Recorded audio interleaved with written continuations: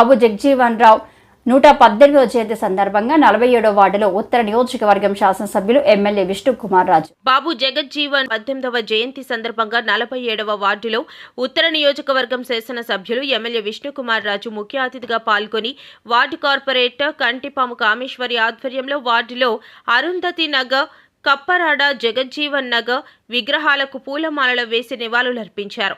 ఈ సందర్భంగా ఆయన మాట్లాడుతూ భారత రాజ్యాంగ నిర్మాత డాక్టర్ బిఆర్ అంబేద్కర్తో పాటు బాబు జగజ్జీవన్ రావు కులరహిత సమాజం కోసం పాటుపడిన బడుగు బలహీన వర్గాల నేత, దేశ మాజీ ఉప ప్రధాని, దేశ స్వతంత్రం కోసం సామాజిక సమానత్వం కోసం పోరాడిన ఆదర్శ నేత నిలిచారని అన్నారు. ఈ కార్యక్రమంలో ముఖ్య అతిథిగా ఎండి నజీర్, అక్కిరెడ్డి జగదీష్, కోయిలాడ వెంకటేష్, ఈతలపాక సుజాత, వార్డు నాయకులు, Janasena ward president, TDP ward ప్రెసిడెంట్లు, బీజేపీ వార్డు ప్రెసిడెంట్లు మరియు అరుణ్, శ్రీను, నూకరాజు, ఫనీ, సురేష్, చిన్న, రాజారావు, రమణ, అప్పన్న, ఆనంద్, అరుణమ్మ, మహిళలు, గ్రామ ప్రెసిడెంట్లు తదితరులు పాల్గొన్నారు. అందరికీ నమస్కారం.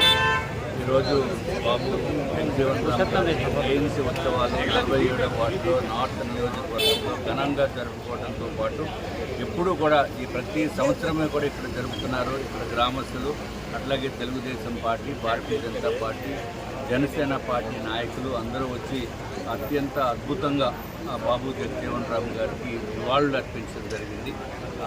బాబు జగజీవన్ రామ్ గారి గురించి అందరికీ తెలుసున్న విషయమైనప్పటికీ కూడా మరి ఒక్కసారి అందరూ గుర్తు చేసుకోవాలనే ఉద్దేశంతో నేను తెలియజేసుకుంటున్నాను.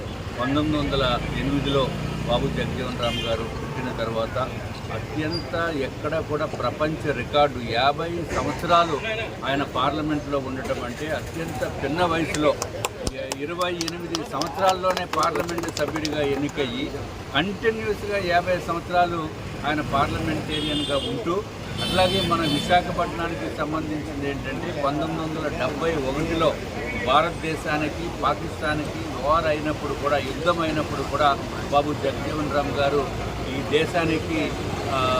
దేశానికి మంత్రిగా ఉండి రక్షణ మంత్రిగా ఉండిన ఘనత కూడా బాబు జగజీవన్ రామ్ గారిది. అప్పుడు ఆ రోజుల్లో పాకిస్తాన్పై భారతదేశము విజయం సాధించింది. దానికి మూల కారణము బాబు జగజీవన్ రామ్ గారు అని చెప్పడానికి మాత్రం సందేహం లేదు. అట్లాగే ఆయన ఎంతో రైతు కుటుంబంలో జన్మించి అంటరానితనాన్ని దూరంగా చేయడానికి చాలా కృషి చేసిన అత్యంత మహానుభావుల్లో బాబు జగజీవన్ రామ్ గారు.